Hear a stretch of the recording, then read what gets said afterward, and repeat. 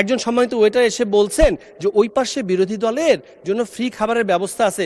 চেহারা দেখলে যে বিরোধী দল বোঝা। জুলাই সনদ বাস্তবায়নের জন্য আমরা অক্ষরে অক্ষরে পালনের জন্য দাঁড়িয়ে আছি, অথচ এই অবৈধ আরোপিত আদেশ নিয়ে সারাক্ষণ কথা হচ্ছে মাননীয় স্পিকার বাজারে বাজারে।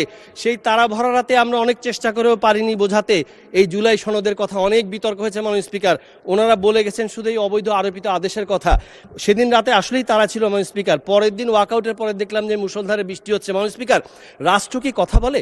রাষ্ট্র কি সিজদা দেয়? তাহলে রাষ্ট্রভাষা কি আর রাষ্ট্র ধর্ম কি? মাননীয় স্পিকার, অধিকাংশরা যেটা করে সেটাই হলো রাষ্ট্রভাষা। এই কারণে অন্য ভাষা অন্য ধর্মকে খাটো করা হয় না মাননীয় স্পিকার। গোলা ভরা ধান থাকলে পাতানকে যেমন অস্বীকার করা হয় না, ঝোলা ভরা রাজাকার থাকলেই দু একজন মুক্তিযোদ্ধাকে অস্বীকার করা হয় না মাননীয় স্পিকার। শৈবাল দিঘিরে কহে উচ্চ করি শির, লিখে রেখো এক ফোঁটা দিলেম শিশির। তেলা পোকারও পাখা আছে হোক সে বধির, মরিবার আগে করিতে চায় কিচির মিচির। মাননীয় স্পিকার, সবাইকে ফ্যাক্ট এবং ন্যারেটিভকে কানেক্ট করে সবাইকে বুঝাতে হবে মাননীয় স্পিকার। তা না হলে ঘটনা কি? এই যে মাননীয় স্পিকার, সংসদ ক্যাফেটেরিয়াতে খেতে গিয়েছি, খাবার তুলছি, একজন সম্মানিত ওয়েটার এসে বলছেন যে ওই পাশে বিরোধী দলের জন্য ফ্রি খাবারের ব্যবস্থা আছে। চেহারা দেখলে যে বিরোধী দল বোঝা।